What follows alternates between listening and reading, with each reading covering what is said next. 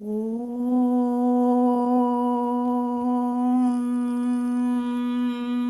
ശ്രീ ഗുരുഭ്യോ നമഃ. ഓം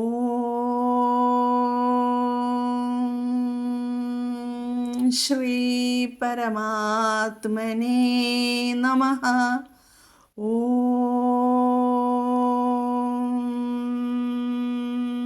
ശ്രീ ലളിതാംബികായൈ നമഃ.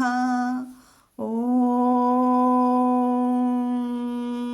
നമോ നാരായണായ. ഓം നമോ ഭഗവതേ വാസുദേവായ. നമസ്തേ സജ്ജനങ്ങളെ. ഇന്ന് നമുക്ക് വിഷ്ണു സഹസ്രനാമ സ്തോത്രത്തിലെ 15ാമത്തെ ശ്ലോകം പഠിക്കാം. ആദ്യം പാരായണം ചെയ്യാം. ലോകാധ്യക്ഷസുരാധ്യക്ഷോ ധർമാധ്യക്ഷ കൃതാകൃതഃ ചതുരാത്മാ ചതുർവ്യൂഹശ്ചതുർദംഷ്ട്രശ്ചതുർഭുജഃ ലോകാധ്യക്ഷസുരാധ്യക്ഷോ ധർമാധ്യക്ഷ കൃതാകൃതഃ ചതുരാത്മാ ചതുർവ്യൂഹശ്ചതുർദംഷ്ട്രശ്ചതുർഭുജഃ. ഇതാണ് ശ്ലോകം. ഇതിലെ 8 നാമങ്ങളാണ് നമുക്ക് പഠിക്കാനുള്ളത്. ലോകാധ്യക്ഷഃ, സുരാധ്യക്ഷഃ, ധർമാധ്യക്ഷഃ, കൃതാകൃതഃ, ചതുരാത്മാ, ചതുർവ്യൂഹഃ, ചതുർദംഷ്ട്രഃ, ചതുർഭുജഃ. ഇങ്ങനെ 8 നാമങ്ങൾ. 113 മുതൽ 140 കൂടിയുള്ള 8 നാമങ്ങൾ. ഇനി ഓരോ നാമങ്ങളെയും നമുക്ക് വിശദമായി മനസ്സിലാക്കാം. 133ാമത്തെ നാമം ലോകാധ്യക്ഷഃ. സർവലോകങ്ങളുടെയും അധ്യക്ഷനായി വിരാജിക്കുന്നവൻ. ആരോ അവൻ ലോകാധ്യക്ഷഃ. അധ്യക്ഷഃ എന്ന് പറഞ്ഞാൽ എന്താണ്? ഇപ്പോൾ ഈ നാമങ്ങളിൽ ലോകാധ്യക്ഷഃ, സുരാധ്യക്ഷഃ, ധർമാധ്യക്ഷഃ, അപ്പോൾ അതിൽ അധ്യക്ഷഃ എന്നാണ് അല്ലേ. അപ്പോൾ അധ്യക്ഷൻ എന്താണ്? അധികൃതം അക്ഷയസ്യ സഹ അധ്യക്ഷഃ. ഏതൊരുവനാണോ അധികൃതമായ അക്ഷം, അതായത് കണ്ണ് ഉള്ളത്, അവൻ അധ്യക്ഷൻ. ഇതാണ് നിരുക്തത്തിൽ രേഖപ്പെടുത്തിയിരിക്കുന്നത്. നിരുക്തം എന്നെവിടെയെങ്കിലും നമ്മൾ പഠിച്ചോ? ഓർമ്മയുണ്ടോ എല്ലാവർക്കും? 129ാമത്തെ നാമം വേദാംഗഃ എന്ന് പഠിച്ചപ്പോൾ പറഞ്ഞു തന്നിരുന്നു. വേദപുരുഷൻ്റെ 6 അവയവങ്ങൾ, അതായത് 6 ശാസ്ത്രങ്ങൾ: ശിക്ഷ, വ്യാകരണം, ഛന്ദസ്, നിരുക്തം, ജ്യോതിഷം, കൽപ്പം.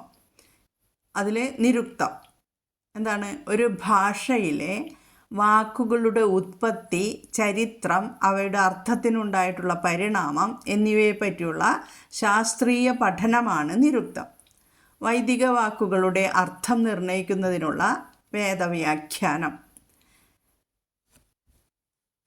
വേദ ശബ്ദാർത്ഥ നിർണയത്തിൻ്റെ പ്രമാണ ഗ്രന്ഥമാണ് യാസ്കൻ്റെ നിരുക്തം എന്ന ഗ്രന്ഥം. അപ്പോൾ ലോകാധ്യക്ഷഃ എന്നാൽ ലോകങ്ങളെ സസൂക്ഷ്മം നിരീക്ഷിക്കുന്നവനും നിയന്ത്രിക്കുന്നവനും ആരോ അവൻ ലോകാധ്യക്ഷഃ.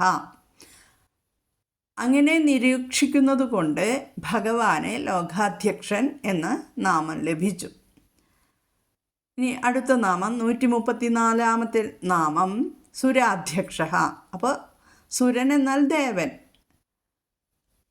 10ാമത്തെ ശ്ലോകത്തിൽ നമ്മൾ പഠിച്ചു. അത്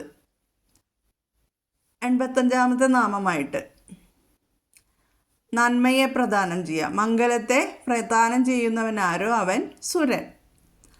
അവരുടെ അധ്യക്ഷൻ സുരാധ്യക്ഷൻ.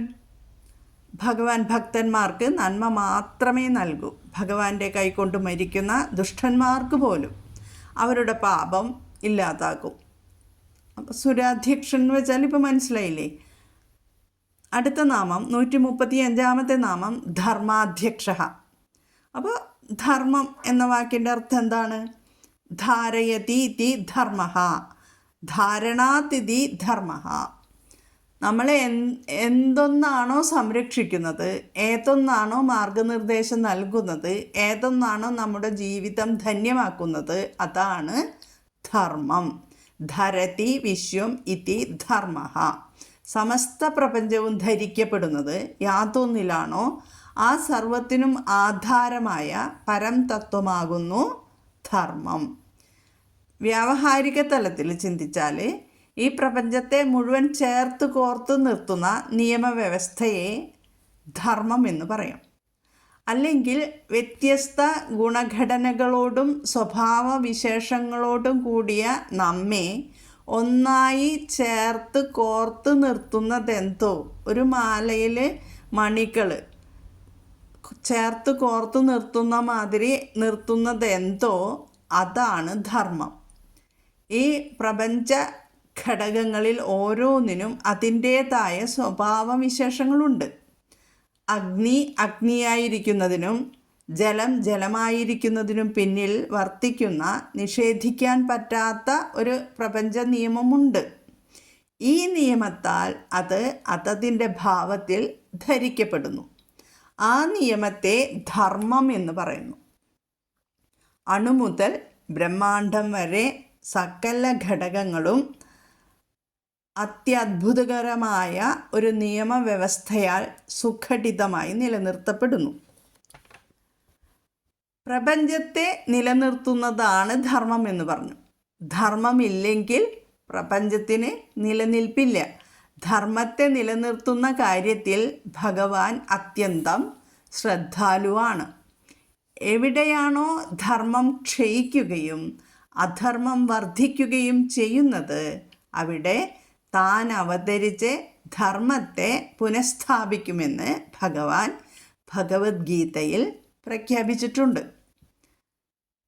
ജ്ഞാനകർമ്മ സന്യാസ യോഗത്തിൽ 7ഉം 8ഉം ശ്ലോകങ്ങൾ അതാണ്. 7ാമത്തെ ശ്ലോകം, യഥാ യഥാ ഹി ധർമ്മസ്യ ഗ്ലാനിർഭവതി ഭാരത അഭ്യുത്ഥാനമധർമ്മസ്യ തദാത്മാനം സൃജാമ്യഹം. എല്ലാവർക്കും ഇത് അറിയണ്ടാവും അല്ലേ? ഇടയ്ക്കിടയ്ക്ക് നമുക്ക് കേൾക്കാം ഇതെല്ലാം. എന്താണ് ഇതിൻ്റെ അർത്ഥം? അർജുനനോട് പറയണേ, ഭാരത, എപ്പോഴൊക്കെ ധർമ്മത്തിന് ഹാനിയും അധർമ്മത്തിന് വർധനവും ഉണ്ടാകുന്നുവോ അപ്പോഴൊക്കെ ഞാൻ സ്വതന്ത്രനായി ശരീരം സ്വീകരിക്കുന്നു. ധർമ്മത്തിന് ഗ്ലാനിയും അധർമ്മത്തിന് വർധനവും സംഭവിക്കുമ്പോഴൊക്കെ ഒരു നടൻ വേഷമണിഞ്ഞ് രംഗത്ത് വരുന്നത് പോലെ ഭഗവാൻ ശരീരം സ്വീകരിച്ച് പ്രപഞ്ച നാടകവേദിയിൽ എത്തിച്ചേരുന്നു. ആ സമയത്തുള്ള അധർമ്മത്തെ മാറ്റാൻ ഏത് തരം ശരീരമാണോ ആവശ്യം അതായിരിക്കും ഭഗവാൻ സ്വീകരിക്കുക. അടുത്ത ശ്ലോകത്തിൽ ഭഗവാൻ പറയുന്നു, പരിത്രാണായ സാധൂനാം വിനാശായ ച ദുഷ്കൃതാം ധർമ്മ സംസ്ഥാപനാർത്ഥായ സംഭവാമി യുഗേ യുഗേ. എന്തിനാണ് ഭഗവാൻ അവതരിക്കുന്നത്? സജ്ജനങ്ങളെ സംരക്ഷിക്കുവാനും ദുർജനങ്ങളെ നശിപ്പിക്കുവാനും ധർമ്മം നിലനിർത്തുവാനും ആയിട്ട് യുഗം തോറും ഞാൻ അവതരിക്കുന്നു എന്നാണ് ഭഗവാൻ പറയുന്നത്. ഇനി ഭഗവാൻ പ്രപഞ്ചത്തിലെ ഓരോ പദാർത്ഥത്തിലും അധിവസിച്ച് അവയെ ധർമ്മം ചെയ്യുന്നതിനു വേണ്ടി പ്രവർത്തിക്കുന്നു. ശരീരമനോബുദ്ധികളുടെ സകല ധർമ്മങ്ങളെയും പ്രകാശിപ്പിക്കുന്ന നിത്യ ചൈതന്യമാണ് ഭഗവാൻ.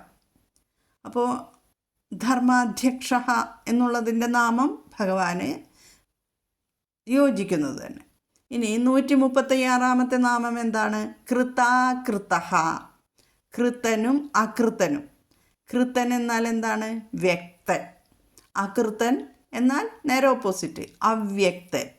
കൃതാകൃതഃ, കൃതനും അകൃതനും കേട്ടോ. കാര്യരൂപത്തിൽ കൃതനും കാരണരൂപത്തിൽ അകൃതനുമായിരിക്കുന്നവനാണ് ഭഗവാൻ മഹാവിഷ്ണു. ഒരേ സമയം വ്യക്തനും അവ്യക്തനുമാണ്. പ്രപഞ്ചരൂപത്തിൽ വ്യക്തവും ബ്രഹ്മം എന്ന നിലയിൽ അവ്യക്തനുമാണ്. കാര്യം വ്യക്തവും കാരണം അവ്യക്തവുമാണ്. ശരീരം വ്യക്തവും ആത്മാവ് അവ്യക്തവുമാണ്. അപ്പോൾ ഭഗവാൻ കൃതാകൃതനാണ്, കാര്യകാരണനാണ്. മനസ്സിലായല്ലോ? ഇനി അടുത്ത 3 നാമങ്ങൾ. ഇപ്പോൾ ഇതിൽ ലോകാധ്യക്ഷ, സുരാധ്യക്ഷ, ധർമാധ്യക്ഷ. ഇതിൽ അധ്യക്ഷ എന്നുള്ള നാമം മനസ്സിലാക്കി കഴിഞ്ഞാൽ ഈ 3 നാമം പെട്ടെന്ന് നമുക്ക് മനസ്സിലാക്കാം. ഇനി കൃതാകൃത കഴിഞ്ഞു. അടുത്ത നാമം വരുന്നത് ചതുരാത്മാ, ചതുർവ്യൂഹ, ചതുർദംശ, ചതുർഭുജ. അപ്പോൾ എന്താണ് ചതുർ? ചതുർ എന്ന് വെച്ചാൽ എന്താണ്? 4 അല്ലേ? അതിൻ്റെയാണ് അർത്ഥം. വളരെ എളുപ്പമാണ് ഈ ശ്ലോകത്തിലെ അർത്ഥം മനസ്സിലാക്കാനായിട്ട്. 137ാമത്തെ നാമം ചതുരാത്മാ. 4 വിഭൂതികൾ അല്ലെങ്കിൽ ഭാവങ്ങൾ ഉള്ളവൻ ചതുരാത്മാ. മാണ്ഡൂക്യോപനിഷത്തിലെ 2ാമത്തെ മന്ത്രം എന്താണെന്നോ? സർവം ഹ്യേതത് ബ്രഹ്മ അയമാത്മാ ബ്രഹ്മ സോയമാത്മാ ചതുഷ്പാത്. അതാണ് ആ മന്ത്രം. അതായത് പദച്ഛേദത്തിലെ സർവം ഹി ഏതത് ബ്രഹ്മ അയം ആത്മാ ബ്രഹ്മ സഹ അയം ആത്മാ ചതുഷ്പാത്. അതായത് ഏതത് സർവം ബ്രഹ്മ ഹി എന്ന് പറഞ്ഞാൽ ഇത് എല്ലാം ബ്രഹ്മം തന്നെയാകുന്നു. അയം ആത്മാ ബ്രഹ്മ, ഈ ആത്മാവ് ബ്രഹ്മമാകുന്നു. പിന്നെന്താണ്? സഹ അയം ആത്മാ ചതുഷ്പാത്, ഈ ആത്മാവ്, സഹ എന്ന് വെച്ചാൽ അയം, ഈ ആത്മാവ് 4 പാദങ്ങളോട് കൂടിയാകുന്നു. നമ്മൾ ആദ്യത്തെ നാമം വിശ്വം എന്ന് പഠിച്ചപ്പോൾ, വിശ്വസഹസ്രനാമത്തിലെ ആദ്യത്തെ നാമം എന്താണ്? വിശ്വം. അത് പഠിച്ചപ്പോൾ ജഗത്ത് തന്നെയായിരിക്കുന്ന ആൾ അഥവാ ബ്രഹ്മം എന്ന് പഠിപ്പിച്ചിരുന്നു. അത് മനസ്സിൽ ഉറപ്പിക്കണം. ഭഗവാൻ ബ്രഹ്മമാണ്. അപ്പോൾ ഈ മന്ത്രത്തിൽ പറയുന്നത് ശ്രദ്ധിക്കുക. ഇത് എല്ലാം ബ്രഹ്മം തന്നെയാകുന്നു. ഈ ആത്മാവ് ബ്രഹ്മമാകുന്നു. ഈ ആത്മാവ് 4 പാദങ്ങളോട് കൂടിയുള്ളതാകുന്നു. ഈ 4 പാദങ്ങൾ എന്നാൽ നമ്മൾ മൃഗങ്ങൾക്ക് കാണുന്ന 4 കാലുകൾ എന്ന് തെറ്റിദ്ധരിക്കരുത് കേട്ടോ. ഇപ്പോൾ നമ്മൾ പണ്ട് ഒരു ഉറുപ്പിക എന്ന് പറയും. ഒരു ഉറുപ്പിക അതെന്താണ്? 25 പൈസയുടെ 4 എണ്ണം കൂടിയാൽ ഒരു ഉറുപ്പിക അല്ലേ? അപ്പോൾ 25 25 25 25 4 എണ്ണം കൂടിയാൽ ഒരു ഉറുപ്പിക. അപ്പോൾ ഈ 4 ഭാഗങ്ങളാണ് 4 പാദങ്ങൾ എന്ന് പറയുന്നത്. അത് മനസ്സിലാക്കണം. 4 കാലുറുപ്പികകൾ കൂടിയാലാണ് ഒരു ഉറുപ്പിക ആകുന്നത് അല്ലേ? അതുപോലെ 4 അംശങ്ങൾ അല്ലെങ്കിൽ ഭാവങ്ങൾ ഉണ്ട്. വിശ്വൻ, തൈജസൻ, പ്രാജ്ഞൻ, തുരീയൻ എന്നിവയാണ് ആ 4 ഭാവങ്ങൾ. ഈ 4 ഭാവങ്ങളെക്കുറിച്ച് വിശദീകരിച്ച് പറഞ്ഞു തരാനായിട്ട് നമുക്കിവിടെ സമയം അനുവദിക്കില്ല. അതുകൊണ്ട് ചുരുക്കി അങ്ങോട്ട് പറഞ്ഞു തരാം. മനസ്സിലാക്കും എന്ന് ഞാൻ വിശ്വസിച്ചും കൊണ്ട് ചുരുക്കി പറയാം. ജാഗ്രത അവസ്ഥ എന്നാൽ നമ്മൾ ഉണർന്നിരിക്കുന്ന അവസ്ഥയാണ്. ഈ അവസ്ഥയിലെ ആത്മാവിനെ വിശ്വൻ, ഇപ്പോൾ പറഞ്ഞല്ലോ 4 ഭാവങ്ങൾ, വിശ്വൻ, തൈജസൻ, പ്രാജ്ഞൻ, തുര്യൻ. അപ്പോൾ ഇതിൽ ജാഗ്രത അവസ്ഥയിലിരിക്കുന്ന, ജാഗ്രത എന്ന് വെച്ചാൽ ഇപ്പം നമ്മൾ ഉണർന്നിരിക്കുന്ന അവസ്ഥ, നമ്മൾ കർമ്മേന്ദ്രിയങ്ങൾ കൊണ്ടും ജ്ഞാനേന്ദ്രിയങ്ങൾ കൊണ്ടും ഒക്കെ പ്രവർത്തിച്ചിട്ട് നടക്കുന്ന ആ അവസ്ഥയാണ് ജാഗ്രത അവസ്ഥ. ഈ അവസ്ഥയിലെ ആത്മാവിനെയാണ് വിശ്വൻ എന്ന് പറയുന്നത്. അതായത് സ്ഥൂലങ്ങളായ പ്രപഞ്ച വിഷയങ്ങളെ അനുഭവിക്കുന്ന ആത്മാവ് വിശ്വൻ. ഇനി നമ്മൾ ഉറങ്ങുമ്പോൾ ആദ്യം സ്വപ്നാവസ്ഥയുണ്ട് അല്ലേ? അപ്പോഴുള്ള ആത്മാവിനെയാണ് തൈജസൻ എന്ന് വിളിക്കുന്നത്. ബാഹ്യവിഷയങ്ങളൊന്നുമില്ലാതെ കേവലം വാസനാരൂപമായ പ്രജ്ഞയിൽ സ്ഥിതി ചെയ്ത് മനസ്സിൽ കൽപ്പിതങ്ങളായ സൂക്ഷ്മ വിഷയങ്ങളെ സ്വതേജസ് കൊണ്ട് പ്രകാശിപ്പിച്ച് അനുഭവിക്കുന്നതിനാൽ തൈജസൻ എന്ന് പറയുന്നു. മനസ്സിലായോ? നമ്മൾ സ്വപ്നമൊക്കെ കാണുമല്ലോ, പക്ഷേ നമ്മുടെ കർമ്മേന്ദ്രിയങ്ങളൊന്നും പ്രവർത്തിക്കൊന്നുമില്ല. പക്ഷേ രൂപമായ അതായത് മനസ്സിലിങ്ങനെ പണ്ട് നടന്നതും എല്ലാ കാര്യങ്ങളൊക്കെ നമ്മളിങ്ങനെ മനസ്സിലുണ്ടാവും വാസന രൂപത്തിൽ. അതൊക്കെ നമ്മൾ കാണുന്നതാണ് സ്വപ്നം. അപ്പോൾ കാണുന്ന ആത്മാവാണ് തൈജസൻ. അടുത്തതോ സുഷുപ്താവസ്ഥയാണ്. അതായത് നമ്മൾ ഗാഠനിദ്രയിൽ ലയിക്കും, പിന്നെ ഒന്നും അറിയില്ല അല്ലേ ഗാഠനിദ്രയിലേക്ക് പോയാൽ. ഇതാണ് മൂന്നാമത്തെ പാദം. പ്രാജ്ഞൻ എന്നാണ് ഈ ഭാവത്തിലുള്ള ആത്മാവിനെ വിളിക്കുക. ചെറുതാക്കിയിട്ടാണ് ഞാൻ പറഞ്ഞു പോകണം കേട്ടോ. ഇതൊക്കെ വിശദീകരിക്കണമെങ്കിൽ കുറേ സമയം വേണം. അപ്പോൾ വിശ്വൻ, തൈജസൻ, പ്രാജ്ഞൻ എന്ന 3 പാദങ്ങളുടെ സ്ഥാനങ്ങളായ ജാഗ്രത്, സ്വപ്നം, സുഷുപ്തി എന്ന അവസ്ഥകളെ വെഷ്ടിയിലാണ് കേട്ടോ, സമഷ്ടിയിലെ നാമങ്ങളല്ല ഇത്. വെഷ്ടിയുണ്ട്, സമഷ്ടിയുണ്ട്.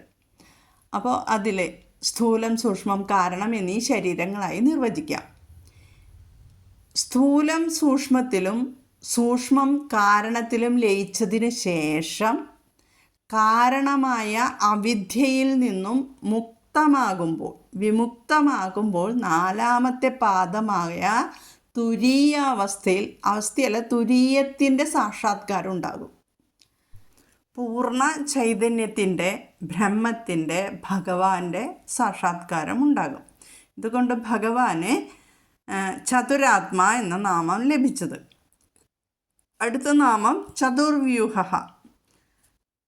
തന്നെത്താൻ 4 മൂർത്തികളായി തീരുന്നവൻ ആരോ അവൻ ചതുർവ്യൂഹ. ഏതാണ് ഈ 4 മൂർത്തികൾ?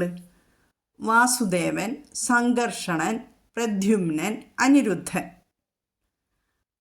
മഹത് ശക്തി വിശേഷങ്ങളായ 4 വ്യൂഹങ്ങളോട് കൂടിയവനാണ് മഹാവിഷ്ണു. ഭഗവാന്റെ 5 ഭാവങ്ങളാണ് പര, വ്യൂഹം, വിഭവം, അന്തര്യാമി, അർച്ച.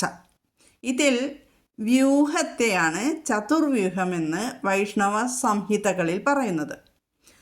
പ്രപഞ്ചത്തിൻ്റെ സൃഷ്ടി, സ്ഥിതി, സംഹാരങ്ങളെ ഭഗവാൻ 4 രൂപങ്ങളെ പ്രാപിച്ച് നടത്തുന്നു. ഐശ്വര്യം, വീര്യം, യശസ്, ശ്രീ, ജ്ഞാനം, വിജ്ഞാനം എന്നീ 6 ഗുണങ്ങളുള്ളവനാണ് ഭഗവാൻ അല്ലേ. 6 ഗുണങ്ങളുള്ളവൻ ഭഗവാൻ.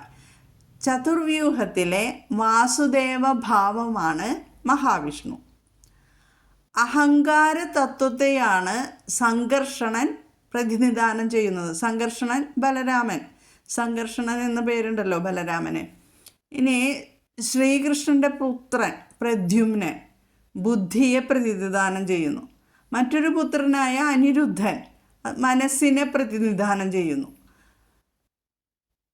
പ്രപഞ്ചത്തെ പ്രവർത്തിപ്പിക്കുവാൻ മഹത്ത്, അഹങ്കാരം, ബുദ്ധി, മനസ്സ് എന്നിവ ആവശ്യമാണ്. അപ്പോൾ ഭഗവാന്റെ ഈ 4, അതായത് വാസുദേവൻ, സംഘർഷണൻ, പ്രദ്യുമ്നൻ, അനിരുദ്ധൻ, ഇതാണ് ആ മഹശക്തികൾ, വ്യൂഹങ്ങൾ കേട്ടോ. അടുത്ത നാമം 139ാമത്തെ നാമം ചതുർദംഷ്ട്രഹ. ദംഷ്ട്രം എന്ന് പറഞ്ഞാൽ എന്താണ്? കൂർത്ത പല്ലുകൾ. അപ്പോൾ ചതുർദംഷ്ട്രഹ എന്ന് പറഞ്ഞാൽ 4 കൂർത്ത പല്ലുകളോട് കൂടിയവൻ. ഭഗവാന്റെ രൗദ്രഭാവം, തൻ്റെ പ്രിയഭക്തനായ പ്രഹ്ലാദനെ വധിക്കാൻ ശ്രമിച്ച ഹിരണ്യകശിപുവിനെ ഭഗവാൻ നരസിംഹ രൂപത്തിൽ അവതരിച്ചാണ് വധിച്ചത് അല്ലേ. അപ്പോൾ ആ രൂപം നമ്മുടെ മനസ്സിൽ, ചതുർദംഷ്ട്രഹ എന്ന് പറയുമ്പോൾ ആ രൂപം നമ്മുടെ മനസ്സിൽ വരിക. മുകളിൽ 2 കൂർത്ത പല്ലുകൾ, വശത്തായിട്ട് ചോട്ടിലും അതേപോലെ 2 കൂർത്ത പല്ലുകൾ, അങ്ങനെ 4 കൂർത്ത പല്ലുകളോട് കൂടിയവൻ ചതുർദംഷ്ട്രഹ. ഇനി 140ാമത്തെ നാമം എന്താണ്? ചതുർഭുജ. അപ്പോൾ ഭുജം എന്ന് വെച്ചാൽ കൈകൾ. 4 കൈകളോട് കൂടിയവൻ ആരോ അവൻ ചതുർഭുജൻ. 4 കൈകളിൽ എന്താണുള്ളത്? ശംഖ്, ചക്രം, ഗദ, പത്മം. ഇവ തൻ്റെ 4 കൈകളിലായി ധരിച്ചിരിക്കുന്നു. ധർമ്മ സംസ്ഥാപനാർത്ഥം ഭഗവാൻ ഈ ചതുർബാഹുരൂപം ധരിച്ചിരിക്കുന്നത് എന്ന് പുരാണങ്ങളിൽ വർണ്ണിച്ചിരിക്കുന്നത്. മംഗളകരമായ ശബ്ദത്തെ പുറപ്പെടുവിക്കുന്നതാണ് ശംഖം. പ്രപഞ്ചത്തിൻ്റെ ഉത്പത്തിക്ക് കാരണമായ ഓംകാരം മുഴക്കുന്ന ശംഖമാണ് ഭഗവാന്റെ ശംഖം. ഓംകാരം പരിണമിച്ചുണ്ടായ പ്രപഞ്ചം പഞ്ചഭൂത സംഘാതമാണ്. അതുകൊണ്ട് തന്നെ ശംഖം പഞ്ചഭൂതങ്ങളെ പ്രതിനിധാനം ചെയ്യുന്നു. ശംഖിൻ്റെ പേര് പാഞ്ചജന്യം അല്ലേ. പഞ്ചജൻ എന്ന അസുരനെ വധിച്ച ശേഷം ലഭിച്ചതാണ് പാഞ്ചജന്യം എന്ന ശംഖം. മനസ്സിൻ്റെ സാത്വിക അഹങ്കാരത്തിൻ്റെ രൂപമാണ് വിഷ്ണുവിൻ്റെ തൃക്കൈയിൽ തിരിയുന്ന സുദർശന ചക്രം. ഇതിന് വജ്രനാഥം എന്നും പേരുണ്ട്. ശത്രു സംഹാരത്തിനായി വിഷ്ണു ഈ ആയുധം ഉപയോഗിക്കുന്നു. പണ്ട് സൂര്യ തേജസ്സിനെ വിശ്വകർമാവ് കടഞ്ഞ് എടുത്തതാണത്രേ ചക്രായുധം. ഇതിൻ്റെ പിന്നിലൊരു കഥയുണ്ട്, അതിപ്പോൾ പറയുന്നില്ല. സുദർശന ചക്രം ദുഷ്ടന്മാർക്ക് ഭയാനകവും ശിഷ്ടന്മാർക്ക് സുദർശനവുമാണ്, മംഗളദർശനമാണ് സുദർശനം എന്ന് പറഞ്ഞാൽ. അടുത്തത് ഗദയാണ് ഒരു കയ്യിൽ അല്ലേ. മഹത്വത്വത്തെ മഹാവിഷ്ണു കൗമോദകി എന്ന ഗദയുടെ രൂപത്തിൽ ധരിക്കുന്നു. ഇനി അടുത്ത ഭഗവാന്റെ കയ്യിൽ എന്താണുള്ളത്? താമര. ജലത്തിൻ്റെ അഗാധതയിൽ നിന്നുയർന്ന് ജലോപരിതലത്തിൽ വിടർന്നു നിൽക്കുന്ന മനോഹരമായ പുഷ്പമാണ് താമര. കാരണജലത്തിൽ നിന്ന് ഉത്ഭവിച്ച് വികാസ പരിണാമങ്ങൾക്ക് വിധേയമായ ജഗത്തിനെയാണ് ഭഗവാന്റെ കയ്യിലെ പത്മം സൂചിപ്പിക്കുന്നത്. വേറൊരു വിധത്തിലും ഭഗവാന്റെ ശംഖുഗദ ചക്ര പത്മത്തെ വിശദീകരിക്കുന്നുണ്ട്. മനസ്സ്, ബുദ്ധി, അതായത് അന്തഃകരണം എന്നാൽ എന്താണ്? മനസ്സ്, ബുദ്ധി, ചിത്തം, അഹങ്കാരം എന്നീ നാലും കൂടിയതാണ് അല്ലേ. നമ്മുടെ സ്ഥൂല ശരീരവും സൂക്ഷ്മ ശരീരവും പ്രവർത്തിക്കുന്നതും സംരക്ഷിക്കപ്പെടുന്നതും ഈ 4 ചതുഷ്ടയങ്ങളാലാണ് എന്ന് പറയുന്നു. മഹാവിഷ്ണുവിൻ്റെ അഭയഹസ്തത്തിലുള്ള താമരയാണ് ചിത്തം. പാഞ്ചജന്യം എന്ന ശംഖാണ് ബുദ്ധി. കൗമോദകി എന്ന ഗദയാണ് അഹങ്കാരം. സുദർശനമാണ് മനസ്സ്.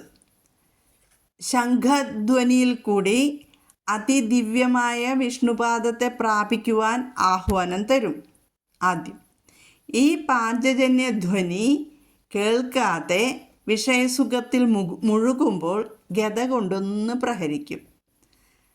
ഗദാപ്രഹരമേറ്റിട്ടും ശംഖധ്വനിയിൽ കൂടി പ്രവഹിച്ചു കൊണ്ടിരിക്കുന്ന ആ ദിവ്യ ഭഗവത് സന്ദേശം ശ്രദ്ധിക്കുവാൻ നാം ഒരുക്കമല്ലെങ്കിൽ കാലചക്രമായ സുദർശനം കൊണ്ട് അവരെ നശിപ്പിക്കും.